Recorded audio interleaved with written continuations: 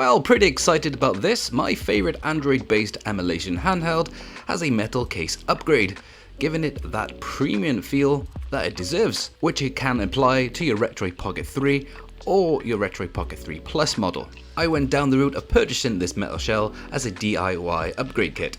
As previously, I did purchase the 3 and the Plus model separately and already got those review videos out. Oh, and just to mention, I'm not affiliated by Retroid at all, but I do love me some retro gaming on the go, and I've had some great feedback from you guys in my previous videos. Personally, I did get a bit of enjoyment whilst assembling the previous Retroid Pocket 2 Plus. I found it pretty awesome. If you're not subscribed to this channel, or just fancy hitting that like, that will be awesome. Moving on in this video, I would like to show you how to install this upgrade and describe the benefits to the standard model. This is quite a mission making this video, where timestamps of sections will be listed below. And of course, I do like to hear your comments as well.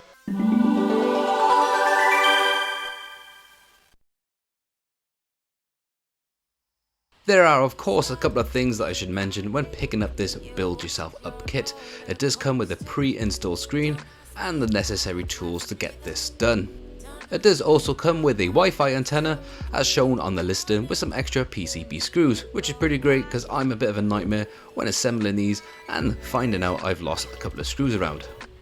Now before we go any further, let's check out the price. It is shown as $65, for in the UK it's just over about £50, which already is pretty steep just for a casing.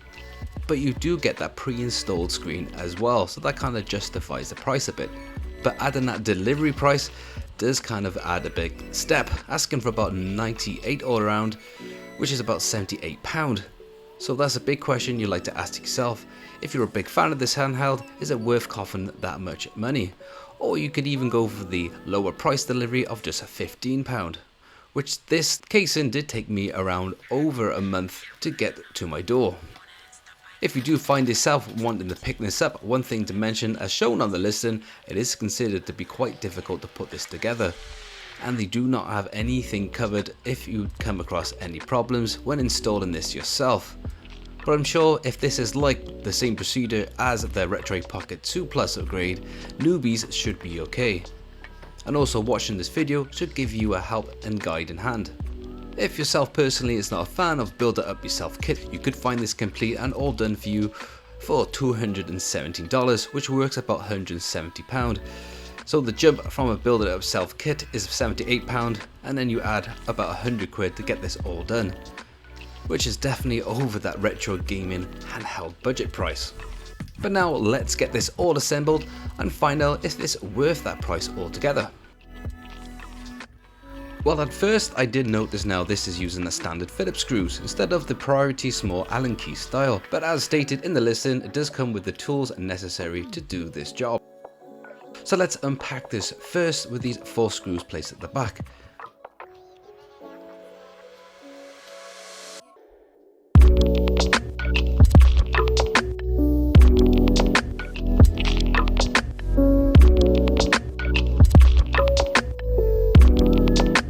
With that done, we can have a good look inside. Very easy to pry open.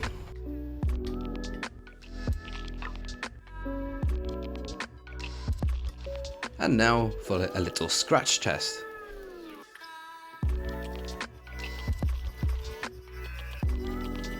Oh, that was pretty easy to do so, not much pressure applied, and now that's there to stay.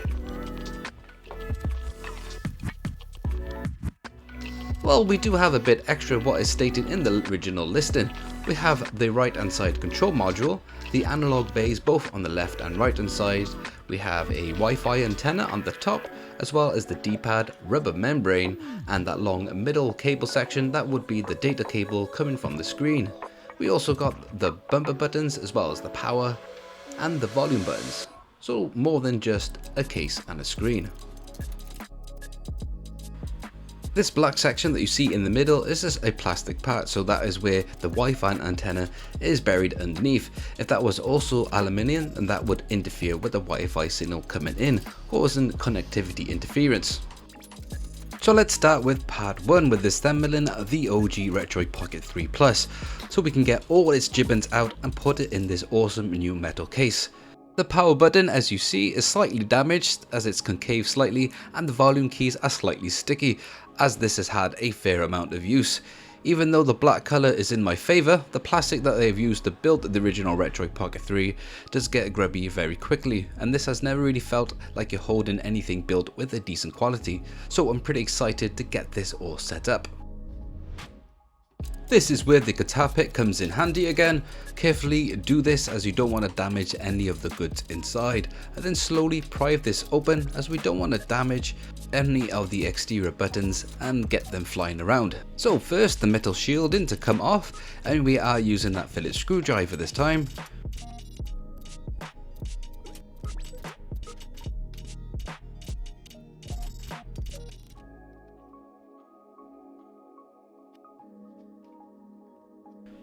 Next up is to unclip the Wi-Fi antenna from the main board. Now we've got to unclip and remove a bunch of these ribbon cables and connectors. So first I'm going to remove the right hand side speaker just with a steady yank. I did use the screwdriver to apply pressure, and now for the left hand side as well.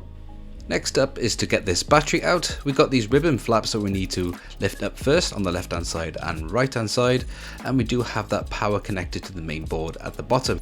As we are at it, we might as well unclip these ribbon cables from the main board, which we got these tiny ones from the analog stick as well from the controller boards connecting to this main board itself. So let's unclip these. This is stuck down with some adhesive glue, so slowly remove this as you don't want to apply any damage as well to the board.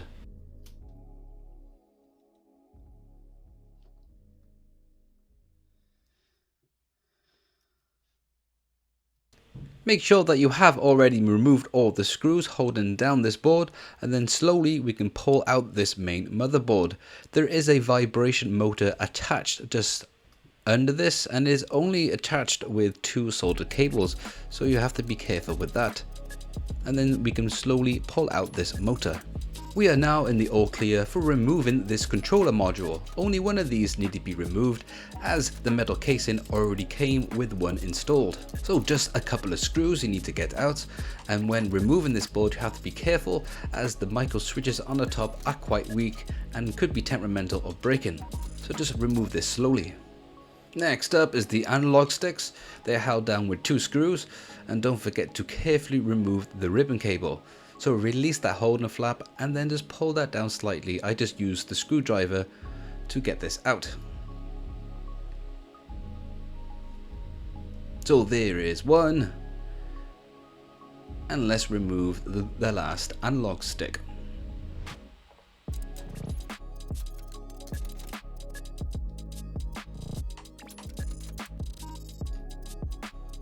Way, you've made it to part 2 in this video where we get to install the main board and all these other gibbons from the Retroid Pocket 3 Plus into this new metal case.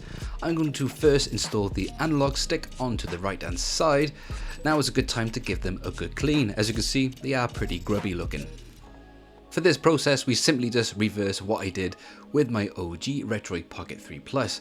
This is very fiddly part of the process, so remember, take your time and don't rush. I'm going to pop in this analog stick and connect it up and then just screw it in. Well, that's the right hand side of the handheld done. Just make sure that micro switch is connected properly to that bumper. Now for the left hand side, just place it correctly, is a tiny fitting bump that you see placed just under the screw fitting. This is quite hard to see in the video, but when you do this yourself, you will understand. When this is fitted firmly, screw the board down and make sure that micro switch is again correctly lined up to the bumper button. Now to install the second analog trigger.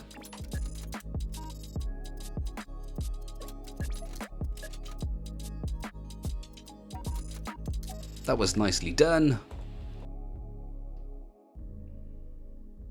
Now it's time to place in this main motherboard. This time I put in the vibration motor in first, as you can see, and then just turn the board around. But be aware, this Wi-Fi antenna was a pain. I don't want to get this stuck underneath the board when I screw this all down. Then just feed the ribbon cables, as you can see, and place them on top of the board. Again, this was a very fiddly part and perhaps the most annoying part of the installation process.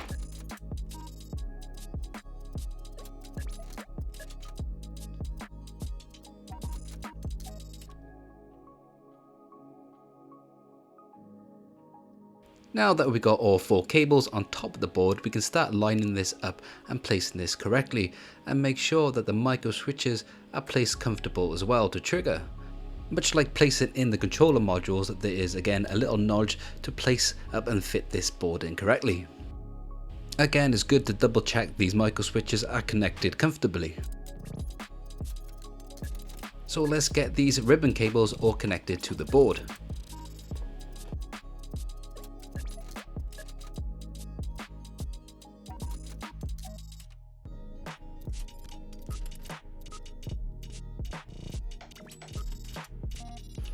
So when you're comfortable and confident with the board lineup, we're all good to screw this down.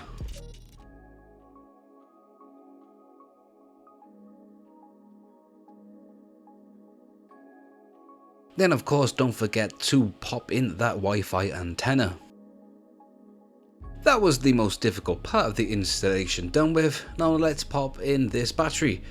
First open up the connection flaps that you see on both sides of these boards, and then place it through the ribbon cable, and then close these flaps down to lock it in. Before I slide in this power connection, I completely forgot we got the speakers to put in. These are just stuck down with adhesive glue, so I removed these from the original casing, and somehow I got crumbs all up in this, and then I just copied and placed the placements for each one and then connect it to the main board for the left and the right hand speaker.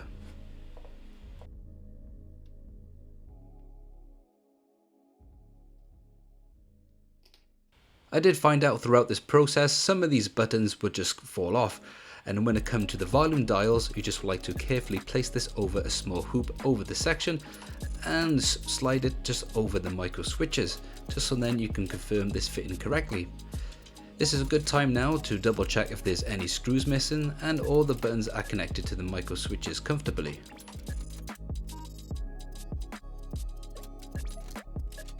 Then we can pop in this power connection to the main board. Before closing up, again it's good to double check the micro switches on the bumpers.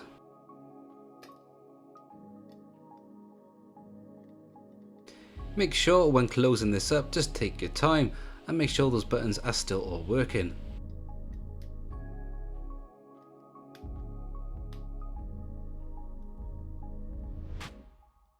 Before tightening this all up, it's always good to check that all these buttons are responsive and working correctly. So now I think we are all good to finally boot this up.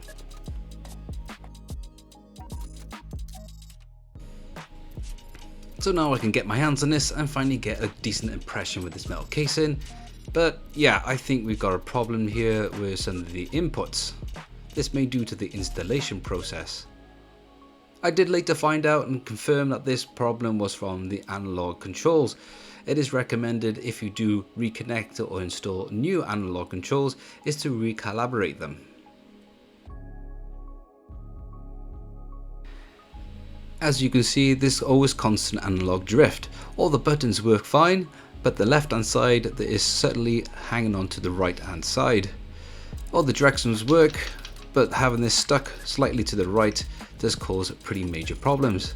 I did reopen this up and then just reinstall the analog sticks again, but this always seemed to make the problem worse. So what I did, I ended up purchasing a brand new drift-free analog sticks by GullyKit, which is an electronic store that provides these analog sticks that are drift-free for the Nintendo Switch, but these also work on the Retroid Pocket 3. I will be working on an installation video on its own and I'll put that in the description box below. But now with this all set up with these new Gully analog kits, I can now get a good impression of what this metal casing is like. I can safely say, in my own personal opinion, with these all center joysticks as well as this metal case, the Retroid Pocket 3 Plus does now have that premium handheld feeling. If you do decide to purchase the metal casing complete as a handheld, it does come with Hall sensor sticks as well, or already installed. Personally, I thought it wouldn't do that much of an improvement, but just to prevent a control drifting problem that I may face in the future.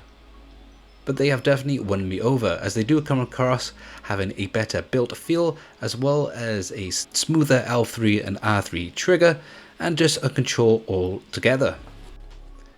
One worry of mine is that if the handheld would come across too heavy by having this aluminium built, but to be honest, there wasn't much difference in it at all.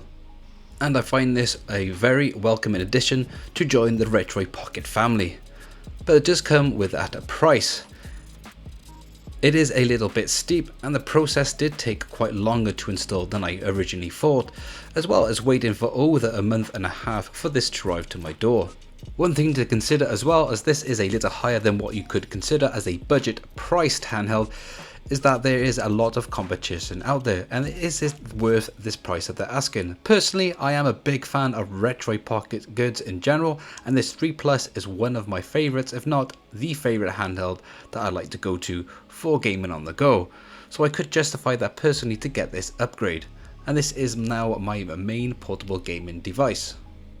At the moment anyway. Again, I am not affiliated by Retroid Pocket at all, and I pay for these handhelds all out, as I'm personally a big fan, and I love to hear your comments in the section below. And hope that you enjoyed this video, and if you managed to stick throughout its entirety. So as always, thanks for watching, and I'll catch you lot on my next video.